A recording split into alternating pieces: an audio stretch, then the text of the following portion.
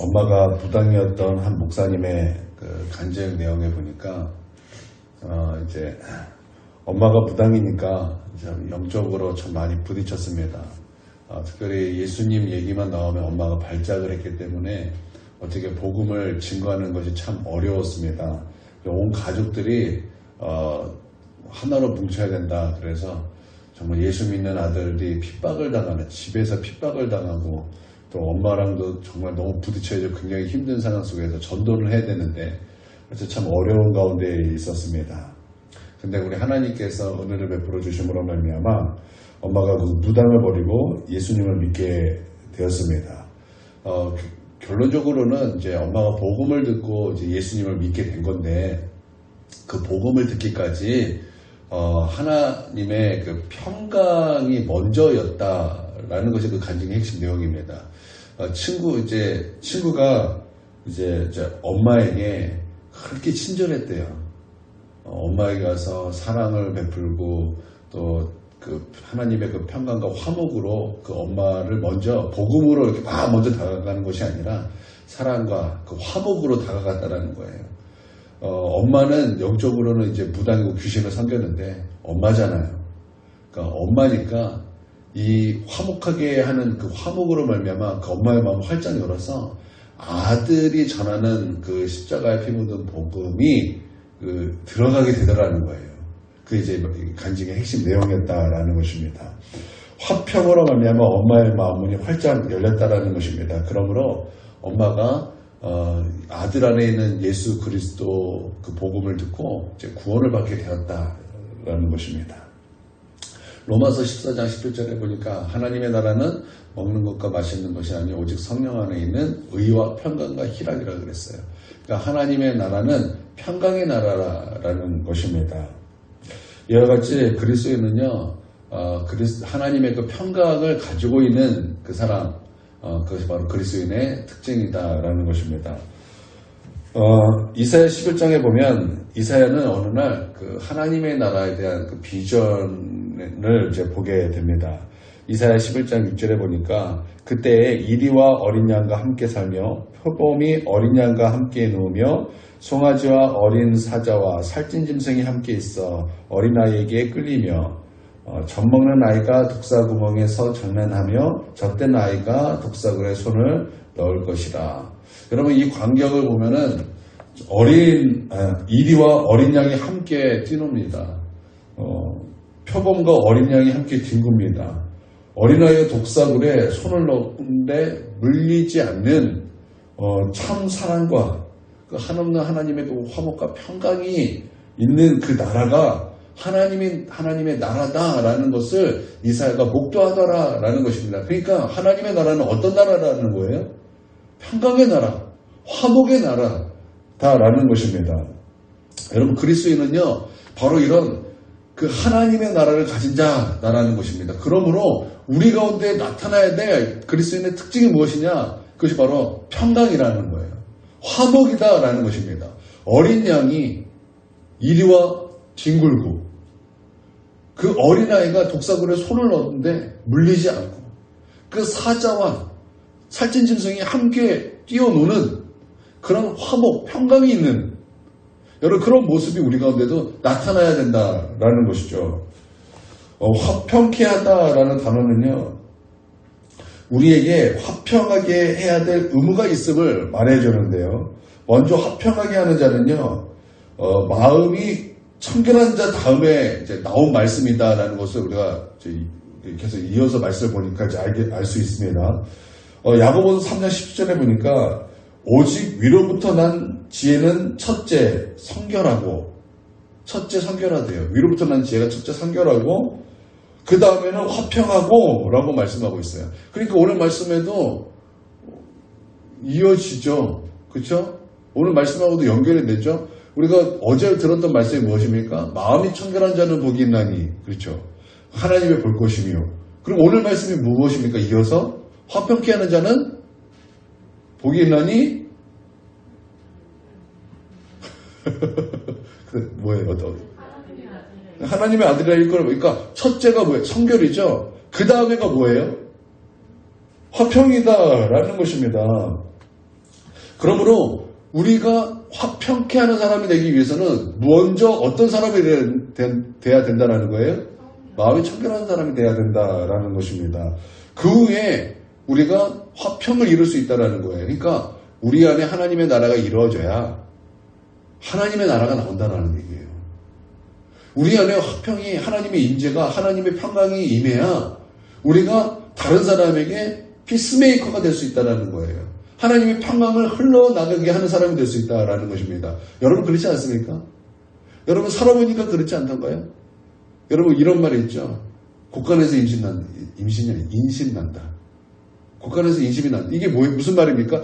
내 안에 있어야 베풀 수 있다는 거예요. 우리 안에 하나님의 나라가 있어야 하나님의 나라를 베풀 수 있다는 거예요. 우리 안에 하나님과의 화목과 평강이 있어야지 그 평강을 나눠줄 수 있다는 것입니다. 여러분 우리가 신앙생활하면서 그거 느끼지 않습니까?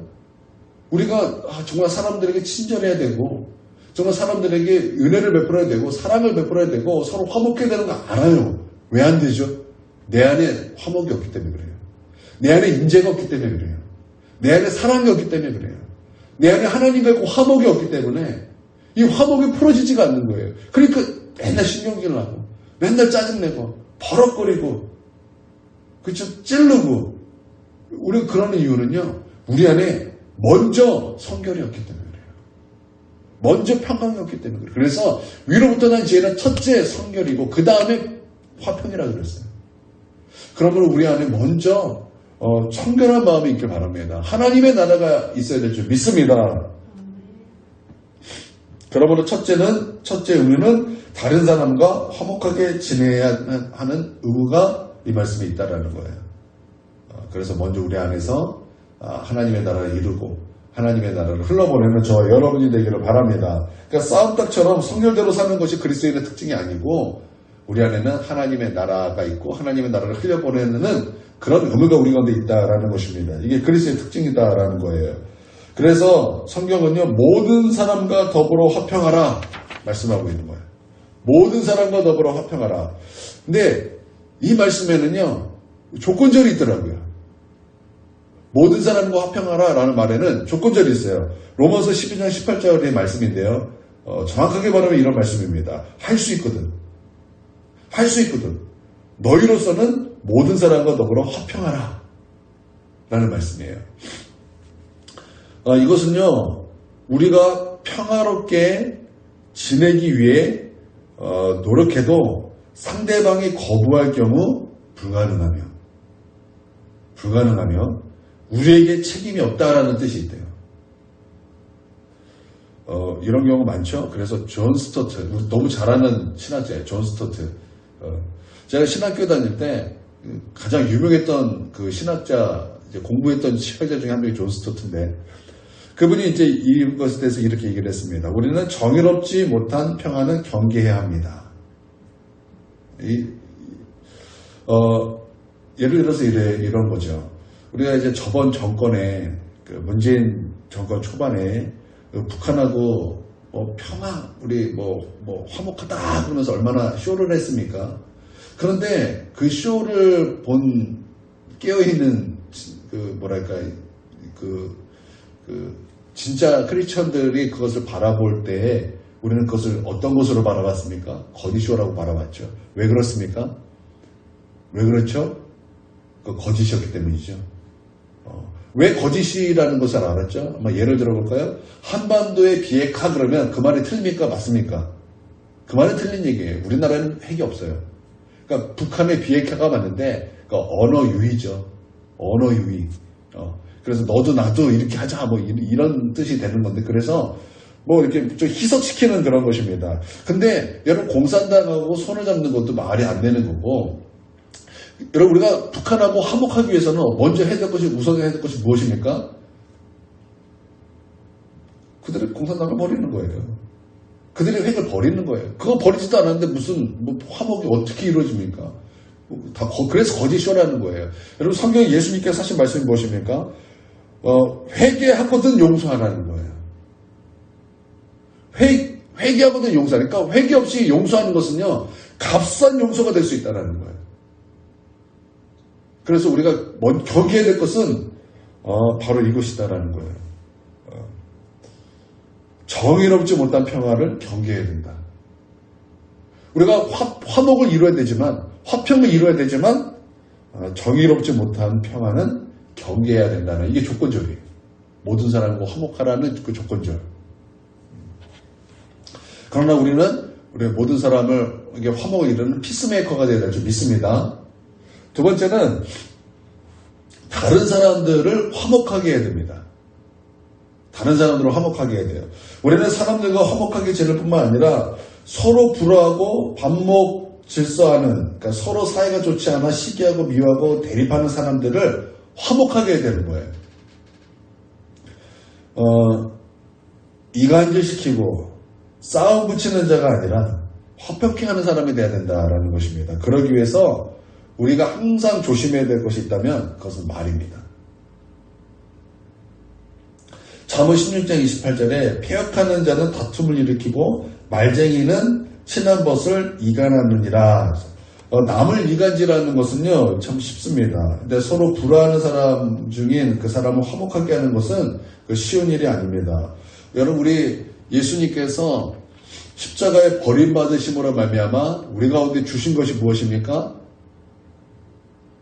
화목이라 그랬어요. 평강이라 그랬어요. 그래서 그가 찔림은 우리의 허물 때문이요, 그가 상함은 우리의 죄악 때문이라. 그가 징계를 받음으로 우리는 평화를 누리고 그가 채찍에 맞음으로 우리는 나음을 받았다 그랬어요. 그래서 그가 징계를 받음으로 우리는 무엇을 누려요? 평화를 누린다 그랬어요. 그 평화가 예수님이 버림받으면 십자가에 버림받으심으로 십자가의 고통을 통해서 우리 가운데 부어준 하나님의 축복이라는 거예요. 하나님과 화목하게 되는, 하나님과 평강을 이루는, 하나님과 원수되었던 우리 관계가 깨어지고 십자가로 깨어지고 부서지고 하나님과 화평을 이루게 되었다라는 것입니다. 그러므로 우리가 다른 사람을 평강, 그러니까 피스메이커로서 평화를 이루게 하는 것은요, 예수 그리스도의 십자가의 대가지불이 우리에게 평강을 주었던 것처럼 그런 대가지불이 우리 가운데도 필요하다는 거예요. 쉽지 않다는 거예요. 그럼에도 불구하고 우리는 대가를 지불하면서 평강을 이루는 사람이 되어야 된다는 것입니다. 쉽지 않기 때문에 내가 손 놓고 있는 것이 아니에요. 그것이 어렵기 때문에 나 할 수 없다 그러고 손 놓고 있는 것이 아니라는 거예요. 우리가 그럴지라도 우리는 대가를 지불함으로 화평케 하는 사람이 되어야 된다는 것입니다. 그것이 누굽니까? 하나님의 아들이다라는 거예요. 그것이 하나님의 아들이라는 거예요. 여러분, 예수 그리스도를 믿음으로 말미암아 하나님의 자녀가 되었습니까? 하나님의 아들들이 되었습니까? 그러면 우리는 화평케 하는 자의 특징이 나와야 되는 거예요. 그러므로 우리 가운데 무엇이 나와야 됩니까? 대가 지불이 나와서 화평을 이루는 사람이 되어야 된다는 거예요. 다른 사람과 우리가 화평을 이루고, 또한 그 서로 사이가 안 좋은 사람도 평화를 이루는 피스메이커 역할을 우리가 감당해야 된다는. 그래서 그리스도인이 어딜 가든지 그곳에는 평강이 임해야 되는 거예요. 화목이 임해야 되는 것입니다. 여러분 믿으시길 바랍니다. 그것이 그리스도인의 특징이다라는 것입니다. 세 번째는 하나님과 사람과 화목하게 하는 의무가 우리 가운데 있다는 거예요. 그래서 여러분 그 에베소서 6장에 보면은 복음을 전하는 것을 어떻게 표현했습니까? 하나님의 전신갑주가 딱 나오잖아요. 에베소서 6장에는 전신갑주가 나오는데 거기서 보면은 복음을 전하는 그 모습을 평화의 복음의 신이라고 표현했어요. 평화의 복음의 신을 신고 이렇게 표현하고 있죠. 하나님과 사람과 화목하게 하는 그 아름다운 자의 발걸음, 이사야 표현에 그렇게 표현한 거죠. 하나님의 아들들은 내용만 생각하는 것이 아니에요. 하나님의 자녀들은요, 다른 이들의 영혼을 생각하는 사람들입니다. 그래서 나만 구원받는 것이 아니라 그들도 하나님과 화목을 이뤄서 구원받는 것. 여러분, 그렇게 하기 위해 우리가 복음을 전하고 하나님과 그 중매쟁이가 되어야 된다는 거예요. 하나님과 그 사람을 연결할 수 있는 중매쟁이가 되어야 된다는 것입니다. 여러분, 우리가 애통하는 자에 대해서 말씀을 들을 때, 여러분, 우리가 애통함에 대해서 이런 말씀을 들었습니다. 우리는 다른 사람의 죄를 보며 애통해야 합니다. 라는 것을 우리가 들었다는 것을 여러분 기억 못할 것입니다. 오래돼지고. 그러나 여러분, 애통함은 나의 그 죄에 대해서만 애통하는 것이 아니라 다른 사람의 죄를 보면서 애통함이 있어야 된다라는 거예요. 마찬가지로 화목하게 하는 사람도 내 안에서만 이루어지는 것이 아니라 여러분 그들도 하나님과 화목을 이루기를 간절히 바라하는 마음이 우리 가운데도 있다라는 것입니다. 그래서 여러분 우리가 애통할 때 정말 어떤 때는 이슬람 나라를 보면서도 막 애통하잖아요. 그들이 그 이슬람을 막 깨뜨리고 그들이 예수 믿고 하나님의 나라가 되기를 간절히 원함으로 여러분 우리가 이슬람 나라를 기도하지 않습니까? 불교 국가를 향해서 그들의 불교가 무너지고 그들이 그곳에 정말 십자가의 복음이 깃발이 꽂아지고 정말 그들의 그 나라가 정말 그 복음의 나라가 되기를 막 기도하지 않습니까? 저 일본의 그 귀신의 나라인데 그 귀신이 떠나가고 교회가 세워지고 그 교회를 통해서 하나님의 나라가 확장되기를 막 끌어오르게 막 기도가 나오지 않습니까? 저 북한과 중국의 공산당이 무너지고 그 숨어있던 지하교회가 나와서 정말 그 교회를 통해서 정말 진실한 그 복음이 증거내서 많은 사람들이 구원받기를 여러분 간절히 기도가 나오지 않습니까? 그런 애통가 아니에요? 아니에요? 여러분 우리는 그런 애통이 있어야 되고 정말 그들이 하나님과 정말 만나기를 화목하게 되기를 간절히 원하는 마음이 있고 또 가깝게는 우리 정말 내 가족들, 내 이웃들 그들이 하나님과 화목하게 되기를 원하여 복음의 신발을 신고 그들에게 복음을 전함으로 말미암아 화평케 하는 사람 그런 의무가 우리에게 있다라는 것입니다. 할렐루야. 그 이사야가 보았던 그 하나님의 나라의 그 환상 그것이 우리 가운데 있어야 된다는 거예요. 어린 양과 이리가 뒹굴고 표범과 이리가 뒹굴고 사자와 어린 아이가 뒹굴고 어린 아이가 독사물에 손을 집어넣어도 물지 않는 대저 물이 바다 덮음같이 여호와를 아는 영광이 온 땅에 충만한 이 하나님의 나라 그 나라가 우리 가운데 있어서 정말 피스메이커 하나님의 나라의 그 화목함을 막 풀어내는 저와 여러분이 되기를 주님의 이름으로 축원드립니다. 그래서 첫 번째는 성결이고 두 번째는 화평이에요. 그래서 우리 안에 하나님의 나라를 이루고 천국을 이루고 정말 화평을 풀어낼 수 있는 저와 여러분이 되어야 될 줄 믿습니다. 네, 기도하겠습니다. 하나님 우리 안에 하나님의 나라 천국이 임하길 원합니다. 그러므로 천국을 풀어내길 원합니다. 화평을 풀어내고 피스메이커가 되길 원합니다. 주님 우리를 사용하여 주시옵소서. 우리가 어디로 가든지 그곳에 하나님의 화목이 있고 우리가 어디로 가든지 그곳에 평강의 복음, 평안의 복음이 흘러가고 우리가 어디 가든지 사람들과 화목을 이루어서 그리스도의 영광을 나타내는 그런 존귀한 자들이 다 될 수 있도록 하나님 우리를 사용하여 주시옵고 우리 가운데 역사하여 주시옵고 임재하여 주시옵소서. 예수님의 이름으로 기도합니다. 아멘.